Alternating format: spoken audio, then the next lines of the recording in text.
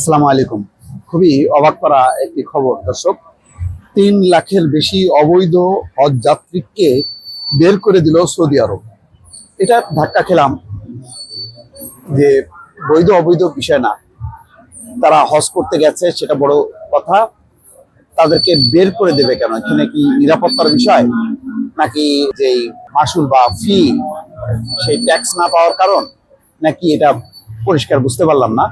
কিন্তু বিষয়টা ভালো লাগে নাই যে এমনি অবৈধ যারা অবস্থান করে তাদেরকে বের করে দেয়া আর হজ যাত্রীকে বের করে দেয়া, বিষয়টা মানে অনেকটা এক হয়ে গেল। কিন্তু বিষয়টা তো তা না, এটা বড় ধর্মীয় উৎসব, সেখানে তারা একটা পবিত্র মন নিয়ে গেছে হজ করতে, তাদেরকে কেন বের করে দেবে? এটা হচ্ছে আমার প্রাথমিক অনুভূতি।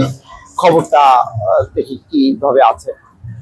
আর এক সপ্তাহ পরেই মক্কা নগরীতে মুসলিমদের পবিত্র হজ পালন শুরু হবে। গত শনিবার পর্যন্ত মক্কা থেকে কয়েক লাখ অনিবন্ধিত হজ যাত্রীকে বের করে দেওয়া হয়েছে বলে জানিয়েছে সৌদি আরব। তার মানে 3 লাখের বেশি, হিউজ।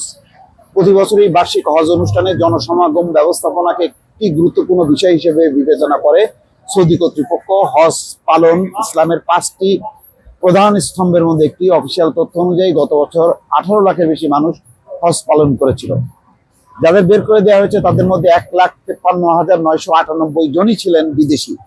তারা ভ্রমণ ভিসায় সৌদি আরবে প্রবেশ করেছিলেন এবং হজ পালনের জন্য তাদের কাছে প্রয়োজনীয় কাগজপত্র ছিল না।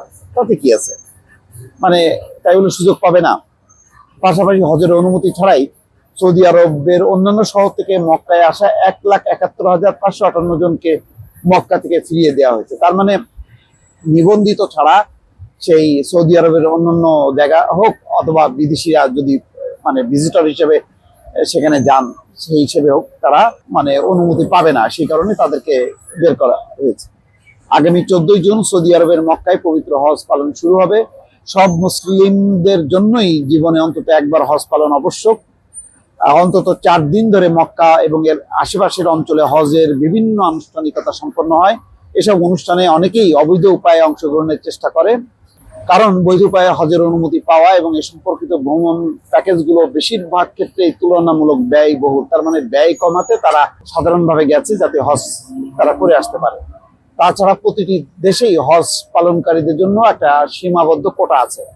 সৌদি আরবের মক্কা ও মদিনা ইসলামের সবচেয়ে পবিত্র মাজারগুলো রয়েছে।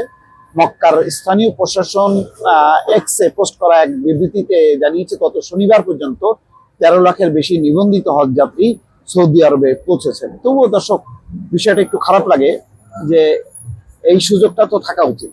মানে সৌদি আরবে যারা বসবাস করবে, মক্কার বাইরে যারা আছে, তারা এসে সৌদি আরবের মক্কা এসে হজ পালন করতে পারবে না, কেমন যেন খটকা লাগে।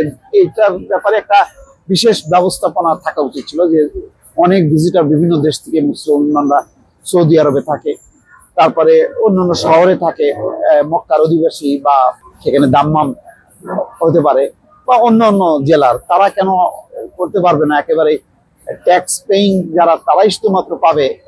এই বিষয়টা আমার ধারণা যে বিবেচনা করা উচিত। কেননা মানে হজ পালন একটা বিশাল সুযোগ এবং মুসলমান হিসেবে সবাই মনে করে এইটা তার একটা দায়িত্ব, কর্তব্য, এবং যেহেতু এটা আবশ্যক প্রত্যেক মুসলমানের জন্য, সুতরাং এই ব্যাপারে একটা বিশেষ চিন্তা করা উচিত ছিল বলে আমার ধারণা।